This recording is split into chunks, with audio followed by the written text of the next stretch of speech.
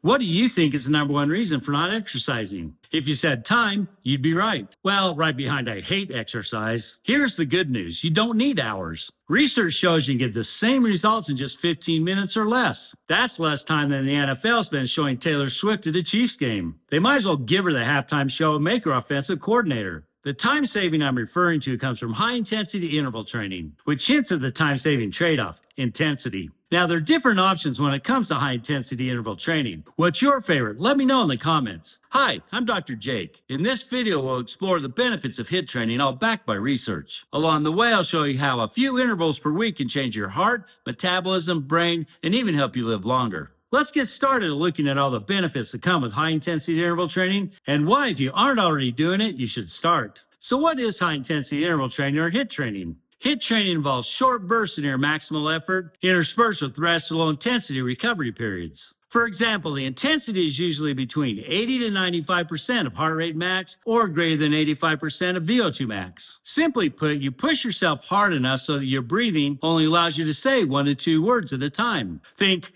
gasping conversation. To find your target high-intensity interval heart rate, first determine your heart rate max by subtracting your age from 220. It's not precise, but good enough. For a 40-year-old, that'd be 220 minus 40, or a maximum heart rate of 180 beats per minute. Then calculate 80-95% of that maximum heart rate. For this example, that'd be 145 to 170 beats per minute. And that's your target high-intensity interval heart rate zone. Next, find your interval recovery heart rates by calculating 40 and 70% of your maximum heart rate. For our example, we get 72 to 126 beats per minute. So between the intense intervals, you want to do light to moderate exercise at a heart rate within that range. This allows for a partial recovery without going back to a complete rest. The work to rest or interval to rest ratio for a classic high-intensity interval workout should be 1-to-1 or 1-to-2, meaning for every minute of high-intensity work, you rest that same or double amount of time. Then there's sprint interval training, which is done at a super maximal effort. This means your heart rate will be pushed to max and your VO2 greater than max, so you're given longer rest periods. Now, this doesn't mean you're giving 110%. You literally can't do that. It means you're giving all of your aerobic ability plus some anaerobic. Anyway, back to HIIT routines. The main differences are that classic HIIT training is done at near maximal effort, while SIT is done at all-out sprints, but with longer rest periods. But the length of both of them typically runs between 15 to 25 minutes. Longer sessions risk overtraining or excessive strain to your heart, muscles, and joints. Unless you're Superman who can do HIIT training all day long. But he's the man of steel, and you're not. Unless you are Superman, then thanks for watching. But get out there and save the world. It needs you. If the details of HIIT training overwhelm or intimidate you, here's the simple version. Jog or climb hills and stairs while you're walking. That's it. You just did HIIT. So what's actually happening inside the body with HIIT training? Let's break it down. Every heart interval requires your heart to pump more blood than usual with each beat. This overloads your heart, but in a good way, like increasing resistance or weight overloads your skeletal muscles. Over time, this raises stroke volume, meaning your heart's stronger, which raises your VO2 max, an improvement good for both performance and health. You get similar changes with lower intensity workouts, but with HIIT training, the improvements come faster and greater. Next, the muscles. HIIT training causes greater activation of PGC1 alpha, which triggers the growth of new mitochondria. You remember the power plants of the cell? More mitochondria means your muscles use oxygen more efficiently. This helps extend your endurance. Like with low-intensity exercise, HIIT training recruits slow-twitch fibers, but recruits more fast-twitch fibers as well. That adds more power to your aerobic or endurance performance, like dropping your minutes per mile running pace. Basically, your body becomes a hybrid car, part Prius, part Ferrari. On the metabolic side, HIIT training improves insulin sensitivity by pulling more glucose into the muscles. This means better weight management and a lower risk for diabetes and cardiovascular disease. While moderate intensity training burns more fat during exercise, HIIT training burns more fat during the recovery periods, including after the workout. Over time, this improves fat loss and body composition, especially visceral fat, than unhealthy fat around the waist. How does HIIT training affect the nervous system and hormones? It gives you short bursts of epinephrine or adrenaline, growth hormone, and muscle signaling proteins called myokines.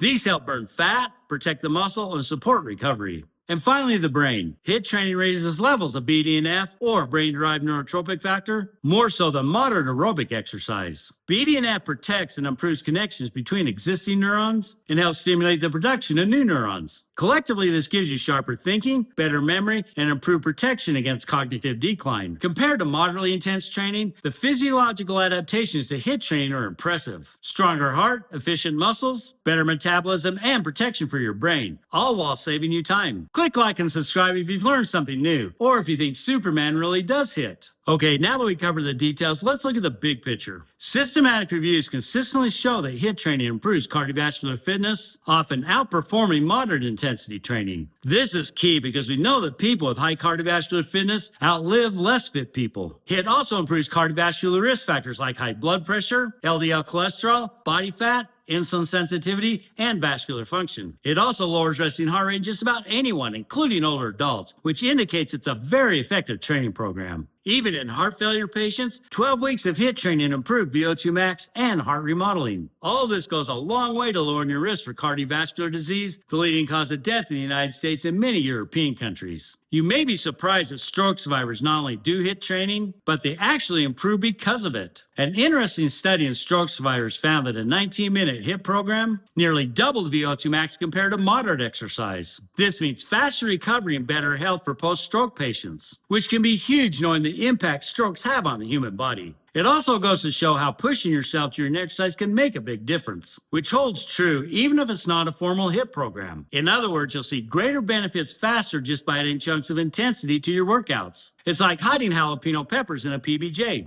Interesting. Now, HIIT training has some major metabolic perks. It reduces insulin resistance, improves glucose regulation, and lowers fasting blood sugar. This supports body composition improvements like lower BMI, body fat percentage, and waist-to-hip ratio, especially in protocols longer than 8 weeks. Particularly in young adults, HIIT training boosts fat oxidation while preserving lean muscle mass. For weight loss alone, any exercise is less effective than diet. But HIIT can help reduce visceral fat while keeping muscle mass, meaning a higher metabolism. HIIT isn't just cardio. It builds muscle while boosting peak and maximal power. That's one of its appeals, endurance and power in the same package. Wait, isn't that Taylor Swift? That makes HIIT training especially effective for athletes or anyone wanting more endurance, faster sprinting, or greater acceleration for sports like tennis, basketball, and soccer. As for your brain, emerging evidence is showing that HIIT training improves cognitive function in just about anyone, regardless of health status. Believe me, that sounds sweeter the older I get. Another appeal of HIIT?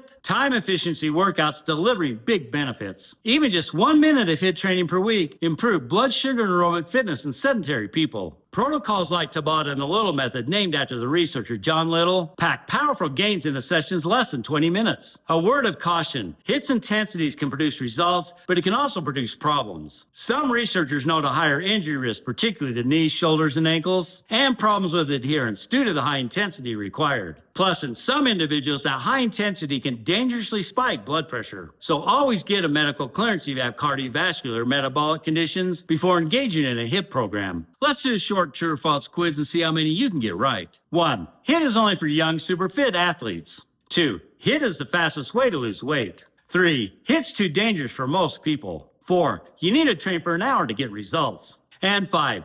HIIT only improves aerobic fitness. If you said false to all 5, give yourself an A. If you said true to any of them, maybe give it a re-listen. So the benefits of HIIT training are as follow. 1. Major improvements in VO2 max and cardiovascular fitness, maybe more so than moderate intensity training. 2. Improved metabolic outcomes, like insulin sensitivity and body fat. 3. Effective across all ages, including older adults and some clinical populations. 4. Cognitive improvements. Did you remember that? I did. 5. Ultra-efficient workouts that include improvements in endurance, strength, and power. How to get started safely? Warm up properly and start with conservative intervals. You don't want to overdo it to begin with. Gradually build intensity and reduce rest periods over time. Mix HIIT with other workout styles for variety and load management. Monitor your body's response and rest as needed. Whether you've got a half hour or just 10 minutes, HIIT delivers results when done smartly and consistently. If you found this helpful, hit like and subscribe. And share with somebody who says they're too busy to work out. Maybe this will change their mind.